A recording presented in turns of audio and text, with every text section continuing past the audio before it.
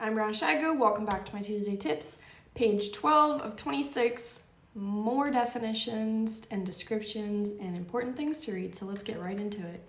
From the top, letter E, title. This agreement, this offer is based on the buyer's ability to obtain a title report and see all of that and be okay with it. And the buyer has 5 days, unless specified otherwise, to review all of the items on title. Letter F, condominium or plan development disclosures, if applicable.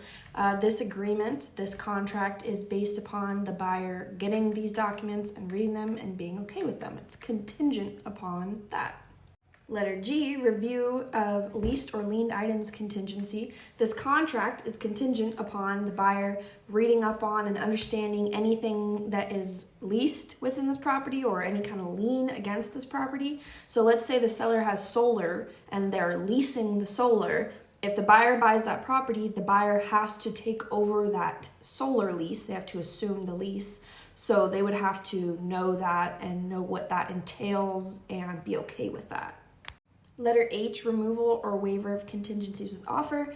The buyer is not being forced to remove any kind of contingencies or not expected to remove any contingencies if the seller has not provided the documentation that they need to provide. And also, if you as a buyer choose to waive all of your contingencies immediately, like you don't want to do inspections or anything, they want you to understand that you're doing that against our advice, against your agent's advice, because you should always get an inspection. Letter I, removal of contingency or cancellation. The buyer is expected to remove their contingencies within the time frame that they said they would, and if they don't, the seller can give them a notice to perform, and if they still ignore that, the seller can cancel the agreement.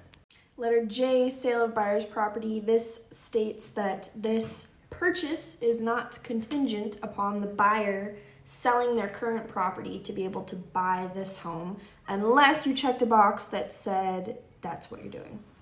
Number 9, items included and excluded from sale, says that any kind of like furniture or appliances that are in the pictures or maybe in like marketing material or checked off in those boxes where it says items included and excluded earlier on in the contract, they do not come with the home like for free unless you guys work that out amongst yourselves. So typically you'd have to like give the seller some money for any kind of furniture or appliances that you want, or you could just negotiate that some appliances come with the sale, but it just depends.